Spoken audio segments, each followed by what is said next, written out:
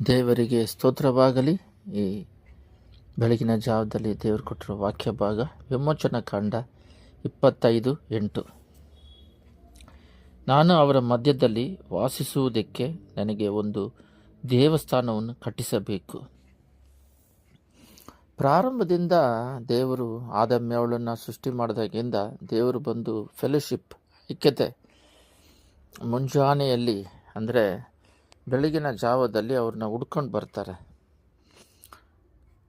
ಯೇಸು ಪ್ರಭು ಇವರು ಹೋಗಿ ಬಚ್ಚಕಂತಾರೆ, ಆದರೆ ದೇವರೇನು ಇವ್ರನ್ನ ಬಿಟ್ಟು ಹೋಗಿಲ್ಲ. ಮುಂಜಾನೆಯಲ್ಲಿ ಇವ್ರ ಜೊತೆ ಫೆಲೋಶಿಪ್, ಐಕ್ಯತೆ ಇಟ್ಕೋಬೇಕಂತ ಬಂದರೆ ಇವ್ರು ಹೋಗಿ ಬಚ್ಕೊಂಡಿರ್ತಾರೆ.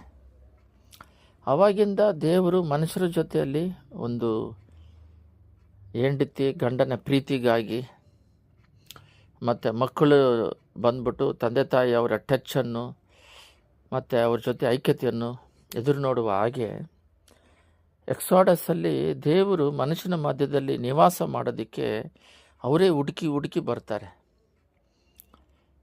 ನಾವು ಬೈಬಲ್ನ ಪೂರ್ತಿ ನೋಡ್ಬೋದು. ಪ್ರಾರಂಭದಿಂದನೂ ಅವರೇ ಸೃಷ್ಟಿ ಮಾಡ್ತಾರೆ, ಅವರೇ ಓಡಿ ಬರ್ತಾರೆ, ಆದಾಮ ಹತ್ರನೂ ಬರ್ತಾರೆ. ಅವರೆಲ್ಲರ ಹತ್ರನೂ ದೇವರು ಅನ್ಯೋನ್ಯವಾಗಿದ್ದರು ಅಂತೆಲ್ಲ ನಾವು ನೋಡ್ತೀವಿ. ಯೋನೋಕನು, ನೋವ ಎಲ್ಲ ಈ ರೀತಿಯಾಗಿ ಅವ್ರು ಬಂದ್ಬಿಟ್ಟು ಫೆಲೋಶಿಪ್, ಮನುಷ್ಯರ ಮಧ್ಯದಲ್ಲಿ ಒಂದು ಕ್ಲೋಸ್ ರಿಲೇಷನ್ ಇಟ್ಕೋಬೇಕಂತ ಅವರು ಓಡಿ ಬಂದು ಅವರೇ ವಾಲಂಟ್ರಿಯಾಗಿ ಮೋಸೆಗೆ ಹೇಳ್ತಾರೆ, ನನಗೆ ಒಂದು ಗೂಡಾರವನ್ನು ನಿಮ್ಮ ಮಧ್ಯದಲ್ಲಿ ವಾಸ ಮಾಡೋದಕ್ಕೆ ಒಂದು ಏರ್ಪಡಿಸ್ರಿ ಅಂತ ಅವರೇ, ಒಂದು ಪರಿಶುದ್ಧ ಸ್ಥಳವನ್ನು ಏರ್ಪಡಿಸ್ರಿ ಅಂತ ಅವರೇ ಬಂದು ಕೇಳ್ತಾರೆ. ಅಂದರೆ ಮನುಷ್ಯನೇ ದೇವರು ಬೇಡ ಅಂತಾರೆ. ದೇವರು ಮಾತಾಡೋದು ಬೇಡ, ಮೋಸೆ ಮಾತಾಡಲಿ ಅಂತಾರೆ. ಆಮೇಲೆ ದೇವರು ಬಂದು ಮೋಸೆ ಮೂಲಕ ಮಾತಾಡ್ತಾರೆ, ನಮಗೆ ರಾಜ ಬೇಕು ಅಂತಾರೆ. ಆವಾಗ ದೇವರೇ ಹೇಳ್ತಾರೆ, ಸಾಲಮನಿಗೆ ಸಾಮೇಲಿಗೆ ನಿನ್ನನ್ನು ದಬ್ಬಿಲ್ಲ ನನ್ನನ್ನಂತ. ಅಂದರೆ ದೇವರು ಬಂದು ವಾಸ ಮಾಡೋದಕ್ಕೆ ಒಂದು ಟ್ಯಾಬ್ರಿಕಲ್ ಮಾಡಿ ಅವ್ರ ಮಧ್ಯದಲ್ಲಿ ನಿವಾಸ ಮಾಡಿ ಅವ್ರ ಜೊತೆಗೆ ಮಾತಾಡೋದಕ್ಕೆ. ಬೈಬಲ್ ಎಲ್ಲರೂ ಹೇಳ್ತಾರೆ, ಎಷ್ಟೋ ಒಂದು ಪುಸ್ತಕ ಇದ್ದರೆ 1 ಟೈಮ್ 2 ಟೈಮ್ ಓದ್ಬೋದು, ಇಲ್ಲ ಅಂದರೆ 5 ಟೈಮ್ ಕೂಡ 10 ಟೈಮ್ ಕೂಡ ಓದೋರಕ್ಕಾಗೋದಿಲ್ಲ, ಓದ್ಬೋದು. ಬಟ್ ಬೈಬಲ್ನ 200 ಸಲ ಓದಿದ್ದೀನಿ ಅಂತಾರೆ, ಮೋಕಾಲಲ್ಲಿ 500 ಸಲ ಓದಿದ್ದೀನಿ ಅಂತಾರೆ. ಮತ್ತು ಎಷ್ಟು ಲೈಫ್ ಲಾಂಗ್ ಓದಿದ್ರು ಮಾತಾಡ್ತಾ ಇರುತ್ತೆ, ಬೇರೆ ಬೇರೆ ಆ್ಯಂಗಲಲ್ಲಿ ಮಾತಾಡುತ್ತೆ. ಅದೇ ದೇವರ ಪುಸ್ತಕ. ಅಂದರೆ ದೇವರು ವಾಕ್ಯ, ಇದು ದೇವರೇ ವಾಕ್ಯವಾಗಿದ್ದರೆ ಸತ್ಯವಾಗಿದೆ, ಅದು ಮಾತಾಡುತ್ತೆ, ಮನುಷ್ಯನನ್ನು ಜೀವನವನ್ನು ಬದಲಾಯಿಸುತ್ತೆ. ಈ ಸತ್ಯದ ವೇಗ ಈಗ ನಮಗೆ ಒಂದು 200 ವರ್ಷದಿಂದ ಪ್ರಿಂಟ್ ಬಂದಾಗಿಂದ ಇದನ್ನು ನಮಗೆ ಕೊಟ್ಟಿದ್ದಾರೆ. ಇದೇ ಇಷ್ಟು ಮಾತಾಡುತ್ತೆ. ಅದೇ ರೀತಿಯಲ್ಲಿ ಪ್ರಾರ್ಥನೆಗಳಲ್ಲಿ, ನಿದ್ರೆಗಳಲ್ಲಿ, ಹೃದಯ ಅಂತರಾಳದಲ್ಲಿ ದೇವರು ಬಂದು ಮಾತಾಡೋದಕ್ಕೆ, ಐಕ್ಯತೆಗೊಳ್ಳೋದಕ್ಕೆ, ಯಾವಾಗಲೂ ದೇವರ ಹತ್ರನೇ ಕುತ್ಕೊಂಡು ಭಾಳ ಹೊತ್ತು ಪ್ರೇಯರ್ ಮಾಡೋರು. ಒಂದಿನದಲ್ಲಿ 4 ಗಂಟೆ 5 ಗಂಟೆ 8 ಗಂಟೆ ಕಾಲ ಪ್ರೇಯರ್ ಮಾಡೋರ ಜೊತೆ ದೇವರು ಭಾಳ ಪ್ರಸನ್ನತೆ, ಕೃಪೆ, ಐಕ್ಯತೆ, ಮಾತು, ದೇವರ ಹೃದಯದ ವಾಂಛೆ, ಭಾರ ಎಲ್ಲ ತಿಳಿದಿರ್ತಾರೆ. ಅವ್ರು ತಿಳಿಸ್ಕೊಟ್ಟು ಅವ್ರ ಜೊತೆಗೆ ಇರೋದಕ್ಕೆ ಇಷ್ಟಪಡ್ತಾರೆ. ಅವ್ರ ಹತ್ರ ಟೈಮ್ ಸ್ಪೆಂಡ್ ಮಾಡೋದಕ್ಕೆ ಅವರು ಎದುರು ನೋಡ್ತಾರೆ. ನಾವು ಲೋಕದಲ್ಲಿ ಟೈಮ್ ಸ್ಪೆಂಡ್ ಮಾಡೋಕ್ಕೆ ಭಾಳ ಇಷ್ಟಪಡ್ತೀವಿ, ಆದರೆ ದೇವರು ನಮ್ಮನ್ನು ಹುಡುಕಿ ಬರ್ತಾರೆ, ನಮ್ಮ ಜೊತೆ ಮಾತಾಡೋದಕ್ಕೆ, ವಾಸ ಮಾಡೋದಕ್ಕೆ ಇಷ್ಟಪಡ್ತಾರೆ. ಅದು ಅವರೇ ವಾಲಂಟ್ರಿಯಾಗಿ ಬರ್ತಾರೆ ನಮ್ಮ ಮಧ್ಯದಲ್ಲಿ ವಾಸ ಮಾಡೋದಕ್ಕೆ, ನಮ್ಮ ಜೊತೆಯಲ್ಲಿ ಇರೋದಕ್ಕೆ. ಆದರೆ ಒಂದು ಸಲನೂ ಮನುಷ್ಯ ಬಂದ್ಬಿಟ್ಟು ದೇವರೇ ನೀವು ಬಂದು ನಮ್ಮ ಜೊತೆಯಲ್ಲಿ ವಾಸ ಮಾಡಿರಿ ಅಂತ ಎಲ್ಲೂ ಕೂಡ ದೇವ್ರನ್ನ ಬೇಡೋದಾಗಲಿ ಕೇಳೋದಾಗಲಿ ಇರೋದಿಲ್ಲ. ಕಷ್ಟಕ್ಕಾಗಿ ಮೊರೆ ಇಡ್ತಾರೆ ಹೊರತು ನೀವು ನಮ್ಮ ಮಧ್ಯದಲ್ಲಿ ಬಂದು ವಾಸ ಮಾಡಿರಿ ಅನ್ನೋದು ಭಾಳ ರೇರ್. ಹೊಸ ಒಡಂಬಡಿಕೆಯಲ್ಲಿ ಕೂಡ ಜಕರ್ನ ನೋಡಿ, ಇವತ್ತು ನಾನು ನಿಮ್ಮ ಮನೆಯಲ್ಲಿ ಬಂದು ವಾಸ ಮಾಡ್ತೇನೆ, ಕೆಳಗೆ ಇಳಿದು ಬಾ ಅಂತಾರೆ.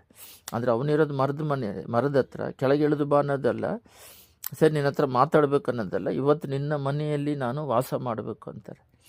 ಅಂದರೆ ದೇವರು ಬಂದ್ಬಿಟ್ಟು ಮನುಷ್ಯನ ಮಧ್ಯದಲ್ಲಿ ವಾಸ ಮಾಡೋದಕ್ಕೆ ಅವ್ರ ಗೂಡಾರವನ್ನು ಏರ್ಪಡಿಸೋಕ್ಕೆ ಹೇಳ್ತಾರೆ.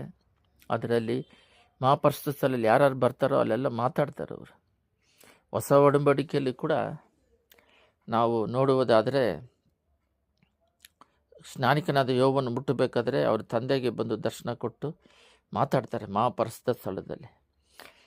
ಮೋಸೆ ಹತ್ರ ಗೂಡಾರದಲ್ಲಿ ಯಾವಾಗಲೂ ಮಾತಾಡ್ತಿದ್ದನ್ನು ನಾವು ಕೇಳಿದ್ದೀವಿ. ಮತ್ತು ಸಾಲಮು ಕಟ್ಟಿದ ದೇವಸ್ಥಾನ. ಅದಾದ ಮೇಲೆ ಹೊಸ ಒಡಂಬಡಿಕೆಯಲ್ಲಿ ಇನ್ನೂ ಆಶ್ಚರ್ಯಕರವಾಗಿದೆ. ಆದರೆ ಧರ್ಮೋಪದೇಶ ಕಾಂಡ 23:14 ಹಳೆ ಒಡಂಬಡಿಕೆಯಿಂದ ಹೊಸ ಒಡಂಬಡಿಕೆ ಹೋಗೋಣ. ಈ ಹಳೆ ಒಡಂಬಡಿಕೆಯಲ್ಲಿ 23:14 ದೇವರು ಸ್ಪಷ್ಟವಾಗಿ ಅವರ ಜೊತೆಗೆ, ನಿಮ್ಮ ದೇವರಾದ ಯೆಹೋವನು ನಿಮ್ಮನ್ನು ಕಾಪಾಡುವುದಕ್ಕೆ, ಶತ್ರುಗಳನ್ನು ನಿಮ್ಮ ಕೈವಶ ಮಾಡುವುದಕ್ಕೂ ನಿಮ್ಮ ಪಾಳೆಯದೊಳಗೆ ಸಂಚಾರ ಮಾಡುತ್ತಾನಲ್ಲ. ಪಾಳೆಯದೊಳಗೆ ಅಂದರೆ ಅವರು ಕಟ್ಟಿದ ಗುಡಾರದೊಳಗಡೆ ಅವ್ರ ಸುತ್ತಲೂ ಇರುವುದು ಶತ್ರುಗಳಿಂದ ಕಾಪಾಡೋದಕ್ಕೆ ಮತ್ತು ನಿಮ್ಮ ಮಧ್ಯದಲ್ಲಿ ವಾಸ ಮಾಡೋದಕ್ಕೆ. ಆದ್ದರಿಂದ ಪಾಳೆಯು ನಿರ್ಮಲವಾಗಿರಬೇಕು, ಪರಿಶುದ್ಧವಾಗಿರಬೇಕು. ನಿಮ್ಮಲ್ಲಿ ಅಶುಚಿ ಏನಾದರೂ ಕಂಡು ಬಂದರೆ ಆತ ನಿಮ್ಮನ್ನು ಬಿಟ್ಟು ಹೋದನು. ಹಳೆ ಒಡಂಬಡಿಕೆಯಲ್ಲೇ ನಿಮ್ಮ ಮಧ್ಯದಲ್ಲಿ ವಾಸ ಮಾಡೋಕ್ಕೆ ಇಷ್ಟಪಡ್ತಾರೆ. ಅದು ಪರಿಶುದ್ಧವಾಗಿರಬೇಕು. ಅಲ್ಲಿ ಅಶುದ್ಧ ಇದ್ದರೆ ಅವ್ರು ಬಿಟ್ಟು ಹೋಗ್ತಾರೆ. ಆಲಯದಲ್ಲಿ ಸಾಲಮೋನ ಕಟ್ಟಿದ ಆಲಯವನ್ನು 70ರಲ್ಲಿ ಒಡೆದಾಕಿದ್ರು, ಅದು ಬಿಟ್ಟು ಹೋದರು. ಈಗ ಹೊಸ ಒಡಂಬಡಿಕೆಯಲ್ಲಿ ಮತ್ತಾಯ 8:29 ಇದೇ ವಾಕ್ಯ ಹಳೆ ಒಡಂಬಡಿಕೆಯಲ್ಲೇ ಯಾವ ಥರ ಇದೆಯೋ ಅದೇ ರೀತಿ ಹೊಸ ಒಡಂಬಡಿಕೆಯಲ್ಲೂ ಕೂಡ 8:29 ಈ ರೀತಿ ಹೇಳ್ತಾರೆ, ನಾನು ಆತನಿಗೆ ಮೆಚ್ಚುಗೆ ಆದುದನ್ನು ಯಾವಾಗಲೂ ಮಾಡುವುದರಿಂದ ಆತನು ನನ್ನನ್ನು ಒಂಟಿಯನ್ನಾಗಿ ಬಿಡಲಿಲ್ಲ. ಹೊಸ ಒಡಂಬಡಿಕೆಯಲ್ಲಿ ನಮ್ಮನ್ನು ಹುಡುಕಿ ಬರೋದಲ್ಲ, ನಮ್ಮ ಪಾಳೆ ಅಂದರೆ ಹೃದಯದಲ್ಲೇ ಬಂದು ವಾಸ ಮಾಡೋದು.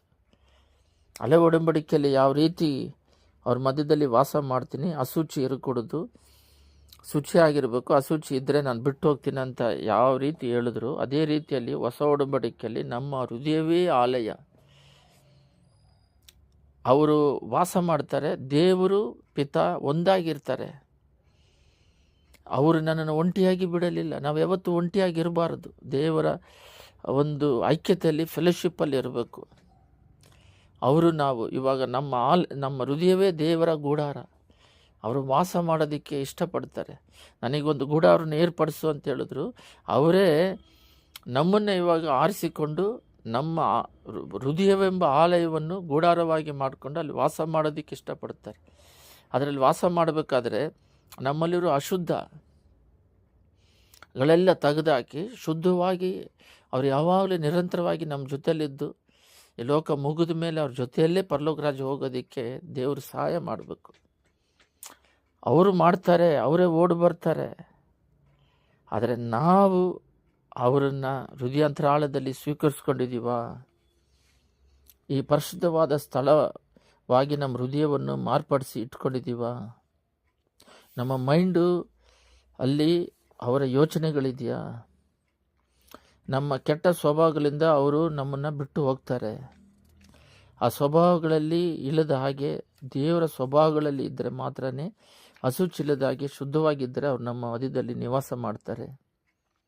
ನಾವು ದೇವ್ರನ್ನ ಹುಡುಕಿ ಹೋಗಿಲ್ಲ. ಅವರೇ ನಮ್ಮನ್ನು ಸೃಷ್ಟಿ ಮಾಡಿದ್ರು. ಅವರೇ ನಮ್ಮನ್ನು ಪರಲೋಕದಿಂದ ಎಳೆದು ಬಂದು ತನ್ನ ಪ್ರಾಣ ತ್ಯಾಗ ಮಾಡಿದ್ರು. ಅವರೇ ನಮ್ಮನ್ನು ಪಾಪದಿಂದ ಬಿಡುಗಡೆ, ಅವರೇ ನಮ್ಮನ್ನು ಹುಡುಕಿ ಓಡಿ ಬರ್ತಾರೆ. ಅದಕ್ಕೆ ಉದಾಹರಣೆಗೆ ಲೂಕ 15 ನಮ್ಮೆಲ್ಲರಿಗೂ ಗೊತ್ತಿರೋ ಒಂದು ಕೆಟ್ಟ ಕುಮಾರನು, ಹಿರಿಮಗ ಕಿರಿಮಗನ ಕತೆ. ಕಿರಿಮಗ ಎಲ್ಲ ಆಸೆ ತಗೊಂಡು ಹೋಗಿ ಅವನು ಬಾಗಿಲಲ್ಲಿ ಕಿಟಕಿಯಿಂದನೇ ನೋಡ್ತಾ, ಅದು ದೇವ್ರ ಕತೆ. ಅದು ದೇವರು ಯಾರಾದರೂ ಅವ್ರನ್ನ ಬಿಟ್ಟು ಆಶ್ರದನ್ನು ಬಿಟ್ಟು ಹೋದರೆ ಕಿಟಕಿಯಿಂದ ನೋಡ್ತಾ ಇದ್ದು, ಒಂದಲ್ಲ ಒಂದಿನ ಅವ್ನು ರಿಟರ್ನ್ ಬರ್ತಾನಂತ. ದೂರದಲ್ಲಿರ್ಬೇಕಾದ್ರೆ ಓಡಾಗಿ ತಪ್ಪಿಕೊಂಡು ಅವನಿಗೆ ಮಾತಾಡೋಕ್ಕೂ ಬಿಡ್ದಂಗೆ ಅವರು ಮನಸ್ಸಿನಲ್ಲಿ ಅನ್ಕೊಂತಾನೆ, ನಾನಿನ್ನ ಮಗನನ್ನಿಸೋದಕ್ಕೂ ಇಲ್ಲ, ನನ್ನನ್ನು ಒಂದು ಕೂಲಿ ಆಳಾಗಿ ಇತ್ಕೊಂಡು ಆ ಮಾತು ಮನಸ್ಸಿನಲ್ಲಿ ಅನ್ಕೊಂಡು ತಂದೆ ಹತ್ರ ಬರ್ತಾನೆ. ಆದರೆ ಆ ಮಾತಾಡೋದಕ್ಕೆ ಬಿಡೋದಿಲ್ಲ, ಕಟ್ಟಾಗುತ್ತೆ ಅಲ್ಲಿ. ಅವರು ತನ್ನ ಪಾಪವನ್ನು ಕ್ಷಮಿಸೋದಕ್ಕೆ ಅಷ್ಟರೊಳಗೆ ಅವರಿಗೆ ಬಟ್ಟೆಗಳಾಕಿ ಉಂಗುರಗಳಾಕಿ ಅವ್ರನ್ನ ಸ್ವೀಕರಿಸ್ಕೊತಾರೆ.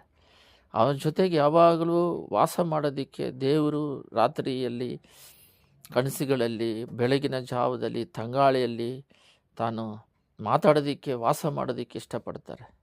ಆದರೆ ಮನುಷ್ಯ ಅವ್ರನ್ನ ಬಿಟ್ಟು ದೂರ ತಳ್ಳಿ ಲೋಕಕ್ಕೆ ಓಡೋಗ್ತಾ ಇದ್ದಾನೆ. ಇದು ಪರ್ಮನೆಂಟ್ ಥರ. ಅದರಲ್ಲೇ ಮುಳುಗಿ ಅದು ಯೋಚನೆಗಳು, ಅದರ ಒಂದು ಈ ವಾಟ್ಸಪ್ಪು, ಯೂಟ್ಯೂಬ್ಗಳಿಂದ ದೇವರನ್ನು ಭಾಳ ದೂರ ಮಾಡಿದೆ. ಲೋಕ ಮನುಷ್ಯರ ಜೊತೆಯಲ್ಲಿ ಐಕ್ಯತೆ ದಾಸ್ತಿ ಇಟ್ಕೊಳ್ಳೋದು. ಹಾಗೆ ನಮ್ಮ ಹೃದಯದಲ್ಲಿ ಕಹಿ ಭಾವನೆ, ದ್ವೇಷ, ಅಸೂಯೆ ಈ ಎಲ್ಲ ಕೆಟ್ಟ ಸ್ವಭಾವಗಳಿಂದ ಬಿಡುಗಡೆ ಹೊಂದಿ ದೇವರ ಒಂದು ಒನ್ನೆಸ್ಸಿಗೆ ಹೃದಯವೆಂಬ ಆಲಯವಾಗಿರುವ ನಾವು ಒಂದೇ ದೇವರು ನಾವು ಒಂದಾಗಿ ಇರುವ ಅವರು ನಮ್ಮನ್ನು ಒಂಟಿಯಾಗಿ ಬಿಡದಾಗಿ ಹೃದಯದಲ್ಲಿ ನಿವಾಸ ಮಾಡುವ ದೇವರು ಅವರಿಗೋಸ್ಕರ ನಾವು ಒಂದು ಏವಲು ಬಾಳು ಆ ದೇವರಿಗೋಸ್ಕರ ಅರ್ಪಿಸಿ ಅವರ ಐಕ್ಯತೆಯಲ್ಲಿ ಜೀವನ ಮಾಡೋದಕ್ಕೆ ನಮ್ಮನ್ನು ಒಪ್ಪಿಸಿಕೊಡೋಣ. ಪ್ರಾರ್ಥನೆ. ಸ್ತುತಿಮಯದಲ್ಲಿ ನಿವಾಸ ಮಾಡುವ ಪರಲೋಕ ತಂದೆಯೇ, ಈ ದಿನದಲ್ಲಿ ವಾಕ್ಯ ಭಾಗದಲ್ಲಿ ವಿಮೋಚನಾ ಕಾಂಡದಲ್ಲಿ ನಾವು ಓಡಿದ ಹಾಗೆ ಮೋಸೆಗೆ ಹೇಳ್ತಾರೆ, ನೀವು ಒಂದು ಗೂಡಾರವನ್ನು ಏರ್ಪಡಿಸಿ ನಿಮ್ಮ ಮಧ್ಯದಲ್ಲಿ ವಾಸ ಮಾಡಬೇಕಂತ. ಅದೇ ರೀತಿ ಅವರು ಏರ್ಪಡಿಸಿದ್ರು, ನೀವು ವಾಸ ಮಾಡಿದ್ರಿ. ಹೊಸ ಒಡಂಬಡಿಕೆಯಲ್ಲಿ ಅದನ್ನೆಲ್ಲ ಈಗಲೂ ಆ ಆಲಯವನ್ನು ತೆಗೆದಾಕಿ ಸಾಲೋಮನ್ ಕಟ್ಟಿದ ದೇವಸ್ಥಾನ ಇಲ್ಲ, ನಮ್ಮನ್ನೇ ಆಲಯವಾಗಿ ಮಾರ್ಪಡಿಸಿ ನಮ್ಮ ಪಾಳೆಯದೊಳಗೆ, ನಮ್ಮ ಹೃದಯದಲ್ಲಿ, ನಮ್ಮ ಗೂಡಾರದೊಳಗೆ ಅಸೂಯೆಗಳು ಇಲ್ಲದ ಹಾಗೆ ನೀನು ನಿವಾಸ ಮಾಡಿ ನಮ್ಮನ್ನು ಹೆಚ್ಚಿಸಿ ಉನ್ನತವಾದ ಕೃಪಾ ವರಗಳಿಂದ ತುಂಬಿಸಿ ನಿನ್ನ ಹತ್ರ ಯಾವಾಗಲೂ ಐಕ್ಯವುಳ್ಳವರಾಗಿ ಇರೋದಕ್ಕೆ ನೀನು ಇಷ್ಟಪಡೋದಕ್ಕಾಗಿ ಸ್ತೋತ್ರ. ನೀವು ನಮ್ಮ ಮಧ್ಯದಲ್ಲಿ ವಾಸ ಮಾಡೋದಕ್ಕೆ ಬಂದರೂ ಕೂಡ ಒಂದು ಸಲನೂ ಮನುಷ್ಯರಾಗಿರುವ ನಾವು ದೇವರೇ ನಮ್ಮ ಮಧ್ಯದಲ್ಲಿ ಬಂದು ವಾಸ ಮಾಡುವಂತ ನಾವು ಕೇಳಿಲ್ಲ. ಜಕರ್ಯನ ಕೇಳ್ತೀರಾ, ಮೋಸೆಯನ್ನು ಕೇಳ್ತೀರಾ, ನಿಮ್ಮ ಮಧ್ಯದಲ್ಲಿ ವಾಸ ಮಾಡ್ತೀನಂತ, ಮನೆಯಲ್ಲಿ ಇರ್ತೀನಂತ, ನಿಮ್ಮ ಹೃದಯವೇ ಆಲಯ ಅಂತ. ಆದರೆ ನಮಗೆ ಆಕಾಂಕ್ಷೆ, ಆ ಒಂದು ಆಸೆ ಭಾವನೆ ನಮಗೆ ಬರ್ತಾ ಇಲ್ಲ. ಲೋಕದ ಅವಶ್ಯಕತೆಗಾಗಿ ನಿಮ್ಮ ಹತ್ರ ಪ್ರಾರ್ಥನೆಗಳಲ್ಲಿ ಎಲ್ಲ ಕೇಳ್ತೀವಿ ಹೊರತು ಅದಕ್ಕಿಂತ ದೊಡ್ಡದಾಗಿ ನೀವು ನಮ್ಮ ಜೊತೆಯಲ್ಲಿ ವಾಸ ಮಾಡಿರಿ, ಜೊತೆಯಲ್ಲಿ ಇರ್ರಿ. ನಮ್ಮನ್ನು ಅಪ್ಪ ನಿನ್ನ ಬೆಳಕಿನ ದಾರಿಯಲ್ಲಿ ಅಪ್ಪ ಯಾವಾಗಲೂ ನಿಂತು ನಿನ್ನ ಕೃಪೆಯಲ್ಲಿ ಬೆಳೆಯೋದಕ್ಕೆ, ನಿನ್ನ ಫೆಲೋಶಿಪ್ಪಲ್ಲೇ ಜೀವನ ಕಳೆಯೋದಕ್ಕೆ ನಮಗೆ ಕೃಪೆ ಮಾಡಬೇಕಾಗಿ, ಆಕಾಂಕ್ಷೆಗಳು ಹೆಚ್ಚಾಗಬೇಕಾಗಿ ಯೇಸುವಿನ ನಾಮದಲ್ಲಿ ಬೇಡುತ್ತಿದ್ದೇವೆ ತಂದೆ. ಆಮೆನ್.